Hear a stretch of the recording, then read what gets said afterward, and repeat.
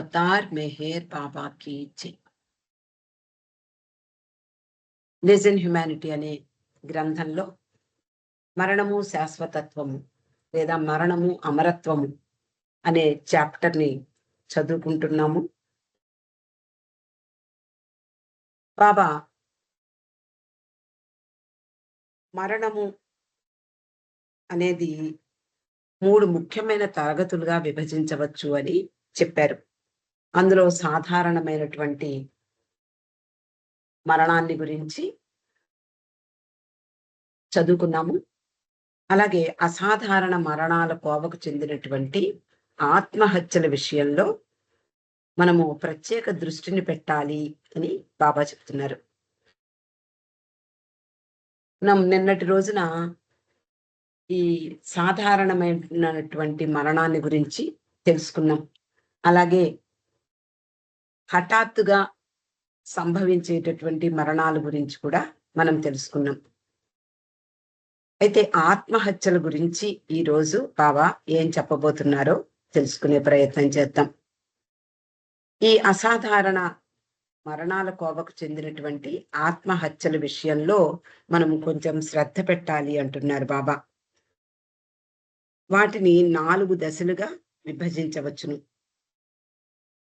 ఒకటి అధమాధమైనవి, రెండవది అధమమైనవి, మూడవ తరగతికి చెందినవి ఉత్తమమైనవి, నాలుగవవి ఉత్తమోత్తమమైనవి. ఇలా 4 రకాలుగా బాబా ఆత్మహత్యల కారణంగా మరణించేటటువంటి ఆ మరణాల గురించి చెప్తూ ఉన్నారు. కొందరు వ్యక్తులు తీరని కోరికలతో సతమతమవుతూ ఉంటారు. మనం చూస్తున్నాం సమాజంలో అందరికీ కోరికలు ఉంటాయి, సహజమే అవి. అందరికీ కోరికలు ఉండడం అంటే మినిమం కోరికలు ఉండడం అనేది అందరికీ సహజమే. కానీ వాళ్ళ అర్హతను, వాళ్ళ తాహతు మించినటువంటి కోరికలు కొంతమంది కోరుకుంటూ ఉంటారు.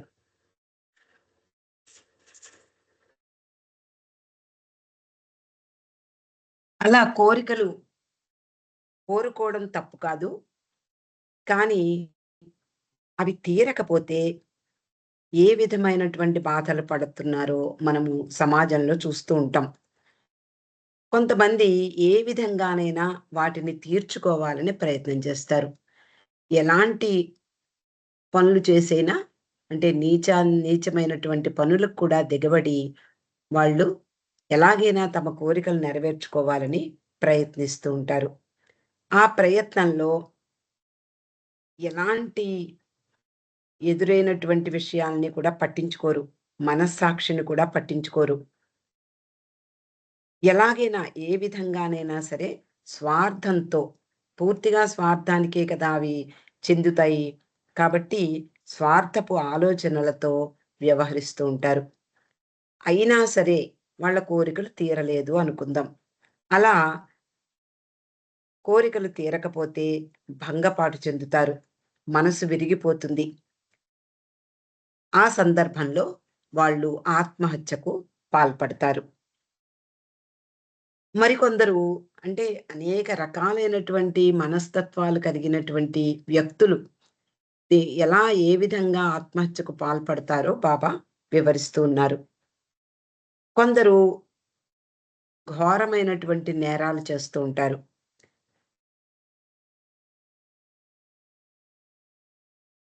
అలా చేసినప్పటికీ కూడా వాళ్ళు పట్టుపడకపోతే మామూలుగా వ్యవహరిస్తూ ఉంటారు.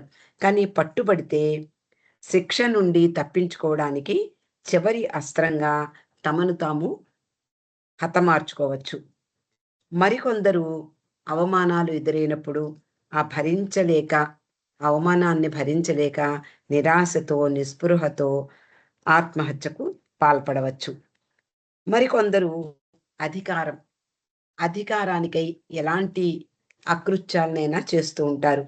అలా వాళ్ళ అధికారం వచ్చినట్లయితే అంటే ఆ కోరిక తీర్చుకోవడంలో వాళ్ళు మరొక వ్యక్తిని కూడా హత్య చేసేటటువంటి అవినీతికి పాల్పడుతూ ఉంటారు. అలా హత్యలు చెయ్యొచ్చు కానీ, చేసినప్పుడు పట్టుబడని సందర్భాలలో వాళ్ళు స్వేచ్ఛగా ఈ సమాజంలో తిరుగుతూ ఉంటారు. కానీ పట్టుబడితే మాత్రం వాళ్ళు తట్టుకోలేరు. అప్పుడు కూడా ఆత్మహత్యకు పాల్పడవచ్చు. అలా ఇలా ఏదో రకంగా, ఏదో ఒక సందర్భంలో వాళ్ళు మనస్థిమితాన్ని కోల్పోయి, ఈ తన జీవితాన్ని అంతం చేసుకోవాలనే ఉద్దేశంతో ఆత్మహత్య చేసుకున్నప్పుడు ఏం జరుగుతుందో బాబా చెప్తున్నారు.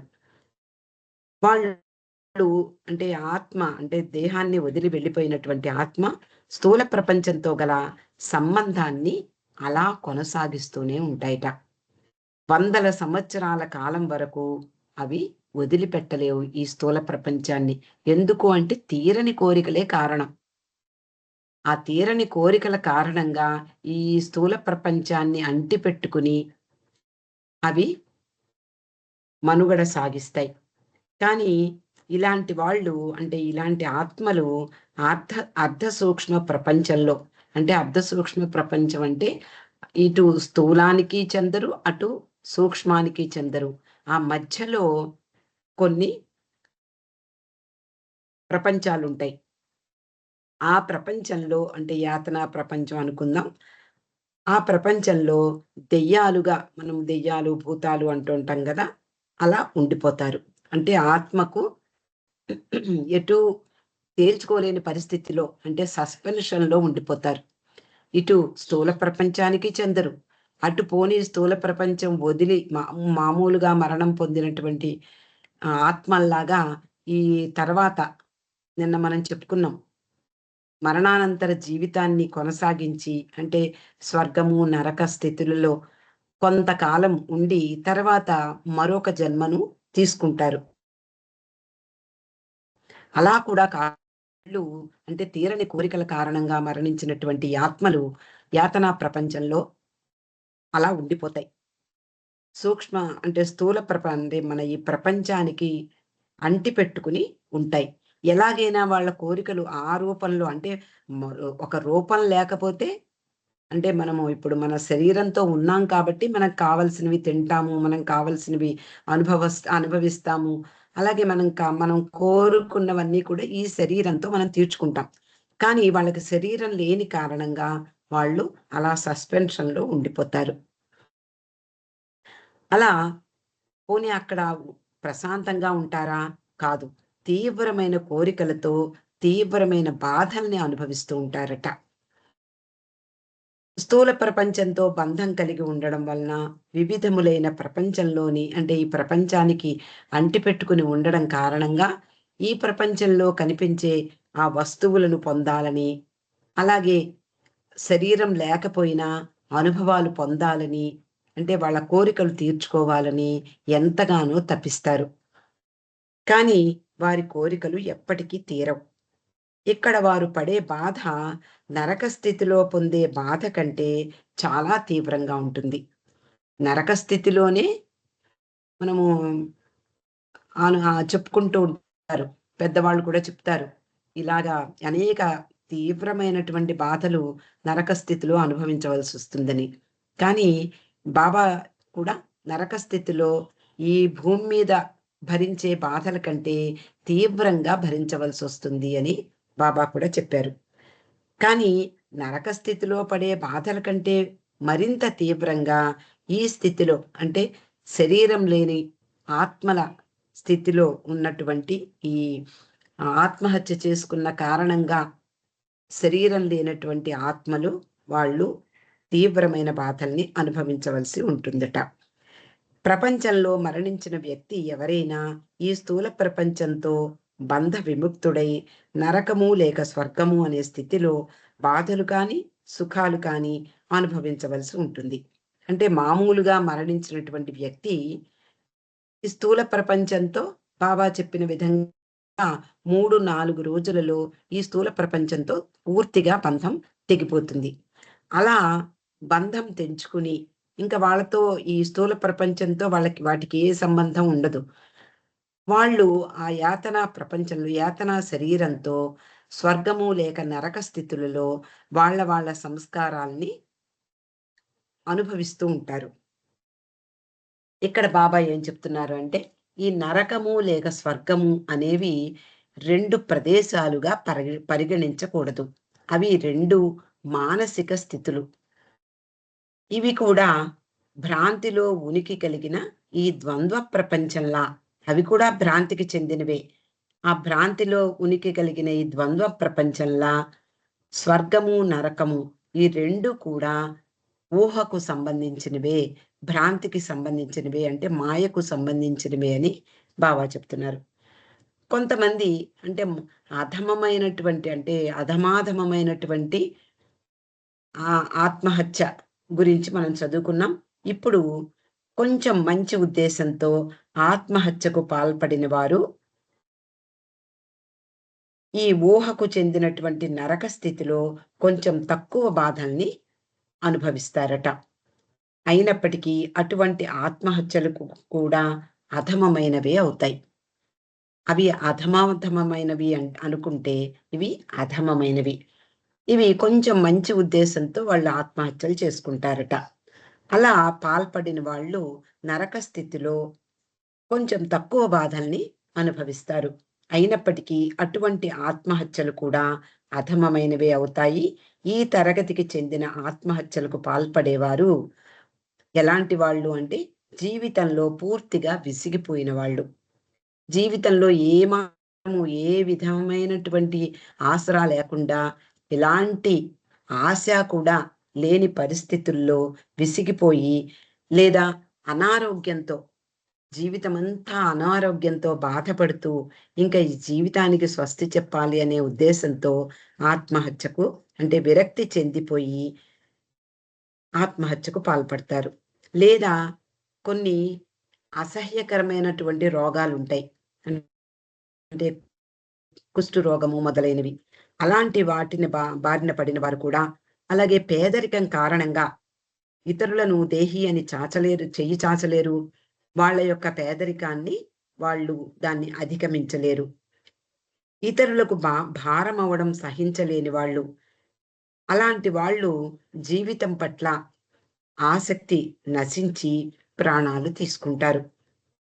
అలా ప్రాపంచిక జీవితం పట్ల విరక్తి కలిగి ఆత్మహత్యకు పాల్పడిన కారణంగా చనిపోయిన తర్వాత వాళ్ళు వాళ్ళ యొక్క మనసు 3 లేక 4 రోజులకు మించి ఈ స్థూల ప్రపంచంతో సంబంధం కలిగి ఉండదు. ఎందుకు ఉండదు అలాగా? అంతకుముందు దానికి దీనికి తేడా ఏమిటి? 2 ఆత్మహత్య అయినప్పటికీ కూడా వీళ్ళు ఇంకా జీవితం పట్ల ఇచ్ఛ అనేది నశించిపోతుంది. ఏ విధంగానూ బతికే ఆశ అనేది ఉండదు. అలాంటప్పుడు వాళ్ళు ఆత్మహత్యకు పాల్పడి అలా మరణించినప్పుడు ఈ చనిపోయిన తర్వాత ఈ 3 లేక 4 రోజులలో ఈ స్థూల ప్రపంచంతో సంబంధాన్ని విడదీసుకుని వెళ్ళిపోతుంది. ఆ సమయం గడిచాక స్థూల సంబంధం తెగిపోయి ఆ అహంతో కూడి ఉన్నటువంటి మనసు దానిని అంటిపెట్టుకుని ఉన్న చెడు సంస్కారాల కారణంగా, మరి చెడు సంస్కారాలే కదా! తాను అనుభవించవలసినవి అనుభవించకుండా ఆత్మహత్య అంటే మధ్యలోనే తన జీవితాన్ని అంతం చేసుకోవడం అనేది పాపమే. అందువలన ఆ చెడు సంస్కారాల కారణంగా నరకము అని పిలువబడేటటువంటి ఆ స్థితిలో తీవ్ర వేదనను అనుభవించడం ప్రారంభిస్తుంది. కానీ దేహం వదిలిపెట్టిన తర్వాత వ్యక్తి యొక్క అహంతో కూడినటువంటి ఆ మనస్సు నరక స్థితిలో అనుభవించే తీవ్ర బాధల కంటే అర్ధ సూక్ష్మ ప్రపంచంలో చిక్కుకున్న ప్రేతాత్మ అంటే దెయ్యము అంటాం కదా, అవి అనుభవించే బాధలు మరింత తీవ్రంగా ఉంటాయి. ముందు చెప్పినటువంటి విషయాన్నే మళ్ళీ చెప్తున్నారు. అంటే ఏదో తీవ్రని కోరికలతో కోరికలు తీరటం లేదు అనే ఉద్దేశంతో ఎలాగైనా కోరికల్ని తీర్చుకోవాలనే ఉద్దేశంతో చెడు పనులు చేసి వాళ్ళు పట్టుబడిన తర్వాత వాళ్ళ యొక్క పరపతి పోతుందనో లేదా ఆహ్, చెడ్డ పేరొస్తుందనో ఈ కారణంగా జీవితాన్ని తన హతమార్చుకునేవారు అంటే ఆత్మహత్యకు పాల్పడేవారు ఈ నరక స్థితిలో కంటే ఈ అర్ధ సూక్ష్మ అటు స్థూల ప్రపంచానికి చెంది ఉండరు, అటు సూక్ష్మ ప్రపంచంలోకి వెళ్ళలేరు. ఎందుకు అంటే ఇంకా స్థూల ప్రపంచానికి సంబంధించిన సంస్కారాలు వాటిలో ఉంటాయి. కాబట్టి అలా మధ్యలో వ్రేలాడుతూ వాళ్ళు తీవ్రమైనటువంటి వేదనను అనుభవిస్తారు. నిజానికి అహంతో కూడి ఉన్నటువంటి మనసు నరకంలో బాధలు అనుభవించిన తర్వాత తనలోని చెడు సంస్కారాలను కొంతవరకు నశింపజేసుకుంటుంది. మనం నిన్న చెప్పుకున్నాం. మరణానంతర జీవితంలో వాళ్ళు పోగు చేసుకున్నటువంటి ఈ సంస్కారాలు అటు చెడు ఎక్కువైతే ఆ చెడ్డను అనుభవించాలి కాబట్టి నరక స్థితిలో ఆ చెడు సంస్కారాలను వాళ్ళు అనుభవిస్తారు. లేదా మంచి ఎక్కువుంటే ఆ మంచి సంస్కారాలను స్వర్గస్థితిలో అనుభవిస్తారు. అలా చెడు సంస్కారాలను నరకంలో బాధలు అనుభవించిన తర్వాత తనలోని చెడు సంస్కారాలు కొంతవరకు నశింపచేసుకుంటాడు ఆ వ్యక్తి. కానీ ప్రేతాత్మ అంటే ఆత్మహత్య కారణంగా అంటే తీరని కోరికల కారణంగా ఆత్మహత్య చేసుకున్నటువంటి ఆ ప్రేతాత్మ ఎంత తీవ్రంగా బాధల్ని అనుభవించినా దాని సంస్కారాలను నాశనం చేసుకోలేదు. అంటే అవి ఆ బాధల్ని అనుభవిస్తాయి. మామూలుగా మరణించినటువంటి వ్యక్తి నరకంలో చెడు సంస్కారాల్ని అనుభవిస్తే కొంతలో కొంత నయమైపోతుంది. సంస్కారాలు కొంతవరకు పోయిన కారణంగా అతడు మళ్ళా జన్మ ఎత్తి అటు చెడు ఎక్కువుంటే కొన్ని అటు చెడు ఉంటాయి, ఇటు మంచి ఉంటాయి కాబట్టి రెండూ కలిపి ఆ జీవితాన్ని ప్రారంభిస్తాడు. కానీ ఈ నరక స్థితిలో అంటే మరణించిన తర్వాత నరకము అనేది వచ్చే జన్మకు కొంత వెసులుబాటుని కల్పిస్తుంది. కానీ ప్రేతాత్మ విషయంలో మాత్రం ఎంత తీవ్రంగా బాధల్ని అనుభవించినా సంస్కారాల నాశనం జరగదు. కాబట్టి మళ్ళీ దాని యొక్క సంస్కారాలు ఎన్నైతే మూట కొట్టుకుని ఉంటుందో, ఆ అన్ని సంస్కారాలు మళ్ళీ జన్మ వచ్చిన తర్వాత ఏదో రకంగా పాపం ఈ స్థూల ప్రపంచాన్ని దాటి వెళ్ళిపోయిన తర్వాత ఎలాగో అలాగా అంటే బాబా ఈ ప్రేతాత్మల విషయంలో అనేక లార్డ్ మెహర్‌లో అనేక సంఘటనలున్నాయి. ఆహ్, స్త్రీ మండలి వారిని ఈ ఆత్మలు వేధించేవి. అలాగే బాబా దగ్గరికి కూడా వస్తూ ఉండేవిట.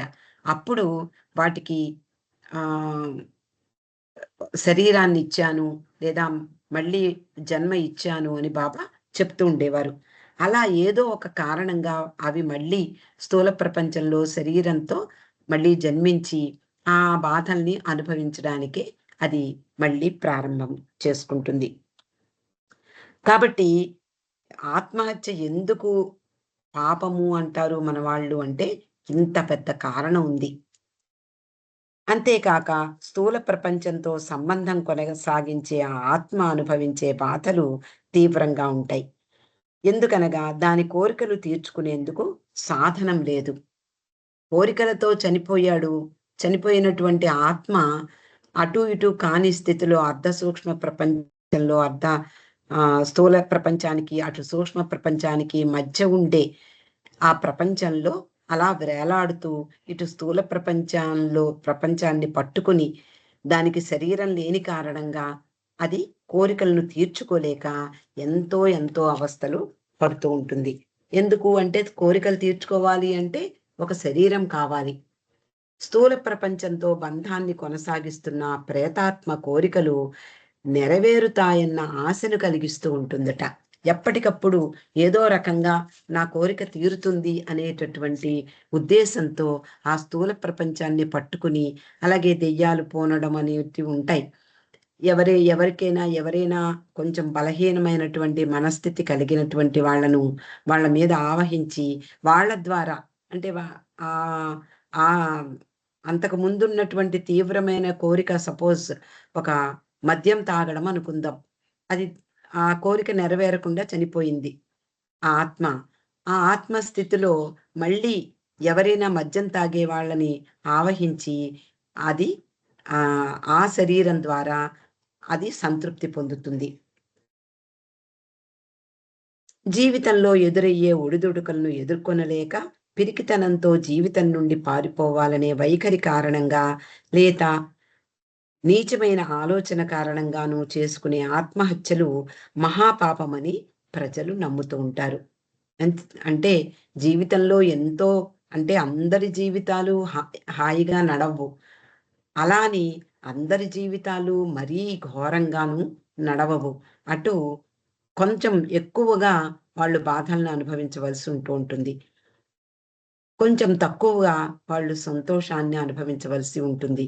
కాబట్టి జీవితంలో ఎదురయ్యేటటువంటి ఆ ఒడిదుడుకులను ఎదుర్కొనలేక పిరికితనంతో, అంటే ఆ జీవితాన్ని ఎలాగైనా గడిపేద్దాము, ఎలాగైనా మనం జీవించాలనేటటువంటి ఆశతో, ఆ ఇచ్ఛతో జీవించినప్పుడు ఏదో రకంగా భగవంతుడు సాయం చెయ్యకపోడు.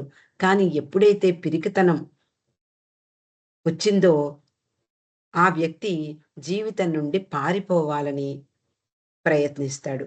లేదా నీచమైనటువంటి ఆలోచనల కారణంగా ఆత్మహత్యలకు పాల్పడతారు. ఇవన్నీ మహాపాపము అని మన పెద్దవాళ్ళు చెప్తూ ఉంటారు. జీవితంలో అవసరాలు తీరక చిక్కులను, సమస్యలను తప్పించుకోవాలనే ఉద్దేశంతో ఆత్మహత్యకు పాల్పడే వారికి అది అతి అధమమైన నైతిక పతనానికి దారితీస్తుంది. వాళ్ళు ఆత్మహత్య చేసుకోవడంతో వాళ్ళేదో సుఖపడిపోదాము అనుకుంటారే కానీ, నిజంగా పాపం వాళ్ళు అటు ఇటు కాని పరిస్థితుల్లో ఎంతో తీవ్రమైనటువంటి బాధలను అనుభవించవలసి ఉంటుంది. ఉత్తమ తరగతికి చెందిన ఆత్మహత్యకు అధమమైన ఆలోచనలు కారణం కానందున నీచమైన ఫలితాలనివ్వవు. అంటే మరొక తరగతికి చెందినటువంటి ఆత్మహత్యల గురించి బాబా చెప్తున్నారు. ఈ ఉత్తమ తరగతికి చెందినటువంటి ఆత్మహత్యలు వాళ్ళ యొక్క కోరికలు తీరకపోవడం కాదు. అలాగే నీచమైన ఆలోచనలు వచ్చి కాదు వీళ్ళు ఆత్మహత్య చేసుకుంటా. ఎందుకు అంటే నిస్వార్థ బుద్ధితో, పరోపకార పరాయణతతో, మంచి ఆలోచనలు, మంచి ఉద్దేశాలతో, అనగా ఇతరులకు భౌతిక, ఆధ్యాత్మిక మేలు కొరకు మరణించినప్పుడు అది దేహత్యాగం అవుతుంది. చూడండి, మనకి ప్రజల సంక్షేమం కోసం అనేక మంది రాజకీయ నాయకులు, అలా కొంతమంది ఈ ప్రజల సంక్షేమం కోసం ఆత్మహత్యకు పాల్పడుతూ ఉంటారు. నిరాహార దీక్షలు చేస్తూ ఉంటారు. ఇలా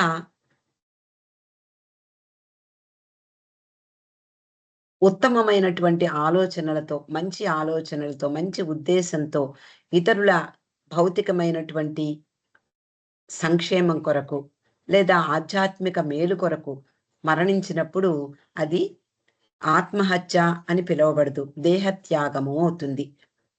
ప్రజల సంక్షేమం కొరకు మానవ శ్రేయస్సు ఆశించి నిరాహార దీక్షలు చేసి మరణించిన వ్యక్తి ఉత్తమ తరగతికి చెందుతాడు. దేశం కొరకు, సమాజం కొరకు, మతం కారణంగా యుద్ధాలలో తమ జీవితాలను అర్పించిన వారి వలె మంచి ఉద్దేశంతో దేహత్యాగం చేసిన వారు కూడా ఉత్తమ తరగతికి చెందుతారు. దేశం కొరకు ప్రాణత్యాగం చేసిన వాళ్ళు ఎందరో ఉంటారు. అలాగే సమాజం కొరకు, మత కారణంగా కూడా ఎంతో మంది ఇలా దేహత్యాగం చేసేటటువంటి వాళ్ళు ఉంటారు. ఇలాంటి వాళ్ళు తమ జీవితాలను అర్పించి దేశానికి, దేశం కొరకు వాళ్ళు పాల్పడుతూ ఉంటారు. అలా మంచి ఉద్దేశంతో దేహత్యాగం చేసిన వాళ్ళు ఉత్తమ తరగతికి చెందుతారు. ఈ ఉత్తమ తరగతికి చెందిన ఆత్మహత్యకు నీచమైన ఆలోచనలు లేని కారణంగా మిగిలిన తరగతులకు చెందిన ఆత్మహత్యలకు, అంటే ఇంతకు ముందు చెప్పినటువంటి ఆత్మహత్యలు అని చెప్పుకున్నామే, వాటికి వీటికి పోలిక ఉండదు. అవి వాటితో వీటికి పోలిక ఉండదు. ఇవి పూర్తిగా భిన్నమైనవి. ఎందుకు అంటే ఒక మంచి కారణంగా వాళ్ళు దేహాన్ని త్యజించారు.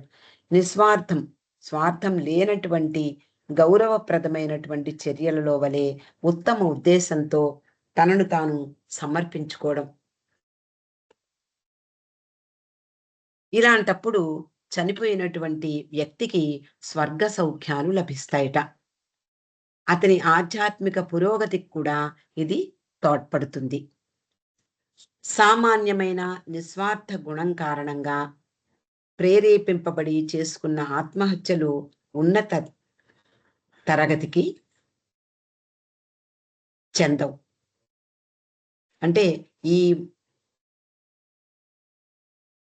సమాజానికి, దేశానికి లేదా ప్రజల యొక్క ఉన్నతికి నిస్వార్థంగా చేసుకునేటటువంటి ఆత్మహత్యలు మిగిలినటువంటి తరగతికి చెందవు. ఇక 4వ తరగతికి చెందిన ఆత్మహత్యల గురించి బాబా చెప్తున్నారు. అవి అత్యుత్తమమైనవి అంటున్నారు. భగవంతుని దర్శించాలనే తీవ్ర తపనతో, భగవంతునితో ఏకమవ్వాలనే తలంపుతో చేసుకునే ఆత్మహత్యలు ఈ కోవకు చెందుతాయి. ఇవి పూర్తిగా అరుదైన సంఘటన. సాధారణంగా ఇవి కావాలని వాళ్ళు ఆత్మహత్యలు చేసుకోరు. ఎందుకు అంటే యోగులు కానివ్వండి, పరమాత్మ దర్శనంలో లేదా భూమికల్లో ఉండేటటువంటి ఋషులు, యోగులు, తాపసులు వీళ్ళందరూ కూడా సాధారణంగా ఆత్మహత్యకు పాల్పడరు. భగవంతునితో ఏకమవ్వాలనే తలంపుంటుంది. భగవంతుణ్ణి దర్శించాలనే తీవ్ర తపన ఉంటుంది. కానీ సాధారణంగా ఇలాంటివి జరగవు. వీటిలో చాలా వరకు భగవంతుని కొరకు దేహత్యాగం చేసినట్లు కనిపించినప్పటికీ ఆ చర్యలో ఇతర ఉద్దేశాలు కూడా కలగలిసి ఉండవచ్చును.